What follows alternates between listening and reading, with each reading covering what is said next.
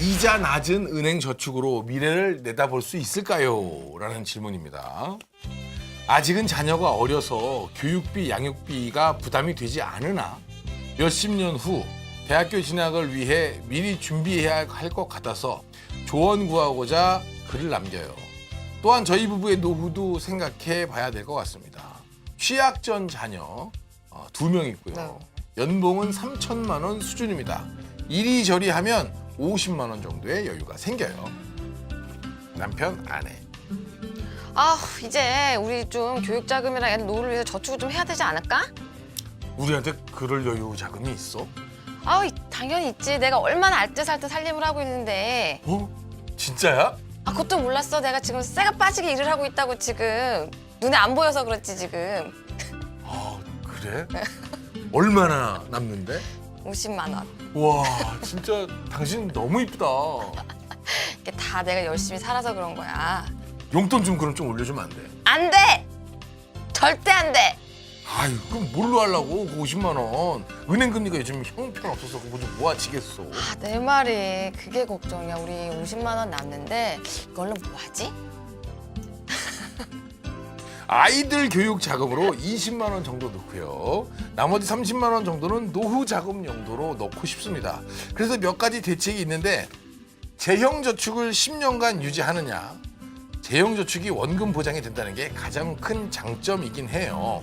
장기 주식형 펀드로 하느냐, 아니면 CMA로 가느냐, 이리저리 전 고민이 많습니다. 근데 이분 노력과 연구를 좀 많이 하시는 분인 것 같습니다. 저는요, 길게 가고 안정적이면서 이자도 어느 정도 챙기고 싶은데요.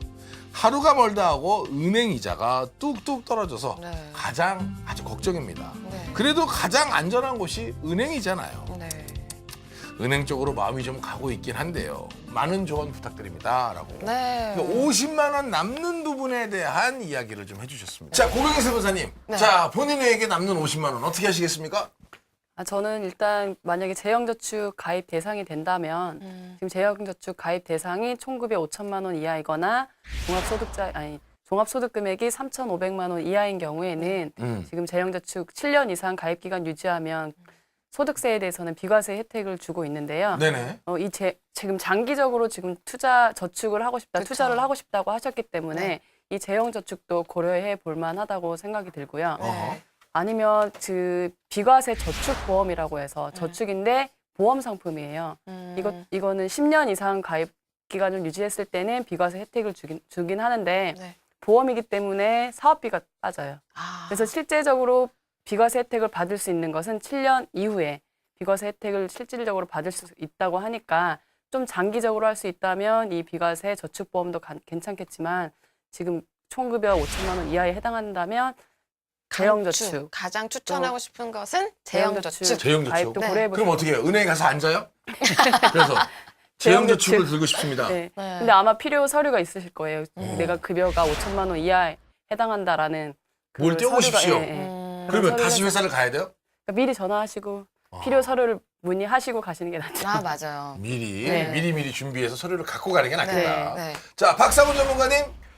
교육자금이라든가 대한 노후자금 그 두 가지의 방법을 저도 추천을 좀 드리자고 한다면은 첫 번째 대학자금은 재형펀드 말씀하셨고 동의하고요. 네. 7년 이상이니까 7년 동안 유지하게 되면 비과세가 되죠. 네. 그때 또 다른 펀드로 옮겨가면 되니까 20년 정도 뒤에 대학자금 쓰면 될 것 같고요. 두 번째 소득공제 펀드도 있잖아요. 그렇죠. 이 펀드는 10년 만기지만 5년 뒤에는 활용이 가능합니다. 저는 꼭 좀 말씀드리지만 5년 이내는 적금할 수 있고 적금해야 되지만 5년 이상, 10년, 20년 뒤에 대학자금이나 노후자금을 적금만 해서는 안 된다라고 보기 때문에 이런 것들은 소득공제되는 장기 펀드와 재형 펀드를 이용하셨으면 좋겠고요. 한 30만 원 정도라면 노후자금에 20만 원 정도 소장님께서 말씀하셨던 대로 개인 연금을 통해서 준비를 하시더라도 네. 다 집어넣지 말고 20만 원만 넣고 나머지 10만 원을 추가 나입하는 형태로 준비하시면 맞아요. 좋겠다 말씀을 좀 드리겠습니다. 아, 제가 최근에 너무 필살기 공개를 안 한 것 같아서 저도 공개할 만한 필살기가 하나 있어요. 진짜요? 네. 그 어린이는 돈 먹는 하마라는 얘기. 아니요, 이거는 진짜 틈새가 있어요. 제가 틈새 은행저축.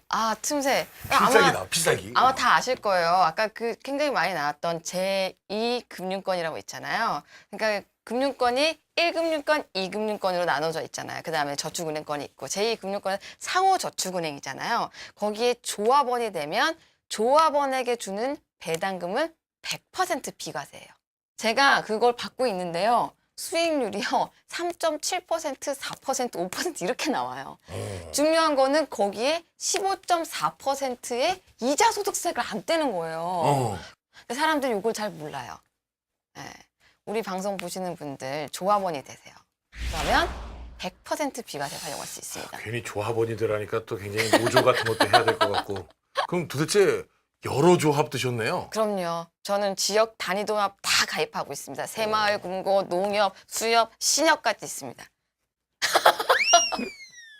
박상 전문가님. 무서운 여자입니다. 박상원 전문가님. 근데 참 많은 분들이 딜레마, 어려움은 뭐냐면 500만 원 돈을 넣을 수 있는 사람들이 생각보다 많지가 않다는 거고 이 가정도 정말 버는 소득에서라도 저축을 하고 싶은 그런 마음인 것 같아요. 네. 오늘 주제가 은행의 저축인데 뭐 저축을 은행에서 저축, 적금, 예금 드는 걸 제가 너무 나쁘게 말씀드린 건 아니고요. 네. 목표를 정해서 투자와 적절하게 좀 배분하는 게 중요할 것 같습니다.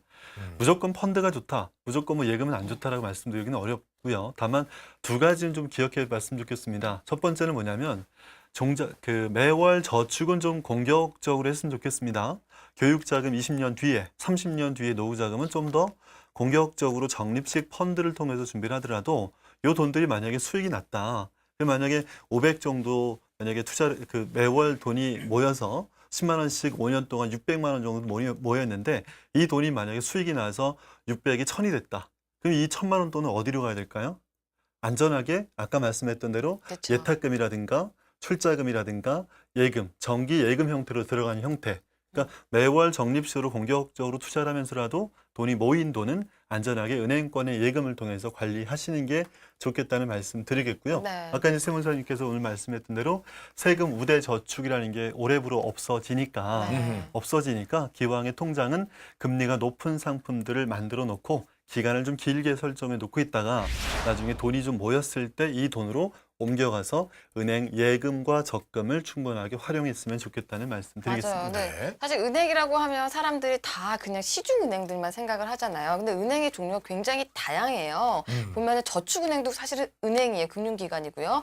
그다음에 상호금융도 은행이에요. 근데 너무 1금융권만 생각을 하지 말고 조금 더 금융권을 바라보는 시각을 좀 더 넓힐 필요가 있는 것 같아요. 그렇죠. 네. 그리고 또 예. 제2금융권에서도 아까 말씀했던 농협이란 신협도 있겠고요. 네. 3년 전에 좀 어려움들이 많이 있었지만 저축은행들도 그렇죠. 많이 있잖아요. 네. 저축은행들도 좀 많이 또 갈려지고 또 이렇게 좋은 회사들도 많이 남아 있고 또 좀 네. 눈여겨볼 거는 금융사의 지주회사 형태로 포함되어 있는 저축은행들이라든가 그렇죠. 금융기관의 어떤 증권회사나 네. 금융기관, 은행에서 자회사로 설립했던 저축은행들이 있으니까 네. 이런 회사들을 좀 이용해 보시는 것도 좋겠다는 말씀 맞아요. 드리겠습니다. 그건 제가 좀 팁을 좀 드릴게요.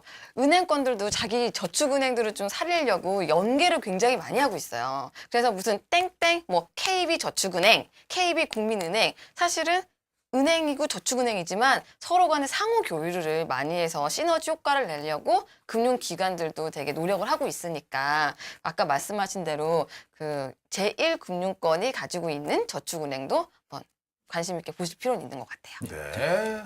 그래서 네, 마지막으로. 김경로 소장님. 네. 예, 그 예금이냐 투자 자산이냐 할 때 이걸 그 특성을 명확히 아시고 하는 게 제일 중요할 것 같고요. 네. 왜냐하면 뭐가 절대적으로 좋고 나쁜 건 절대 없습니다. 우리가 보통 현예금이라고 그러는데 현금 예금이라고 그러는데 왜 현금 예금을 같은 범주에 두냐면은 예금이라는 것은 1년짜리이기 때문에 단기성 자산입니다. 그래서 단기적으로 운용할 때는 당연히 예금을 해야 됩니다.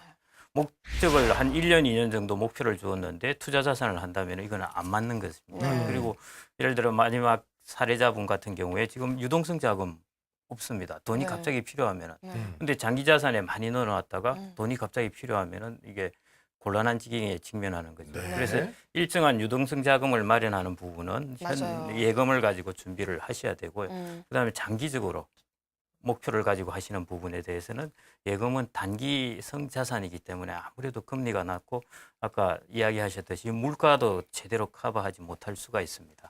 그래서 그런 부분에 목적에 맞게 적절히 잘 활용을 하시라는 것입니다. 그러니까 정말 말씀하신 대로 현금을 좀 어느 정도 유동성을 확보하고 그렇습니다. 있어야 되는 예, 것 같아요. 네. 네. 자, 오늘 이렇게 전문가 여러분들이 지금 열띤 이야기를 해주셨습니다. 네.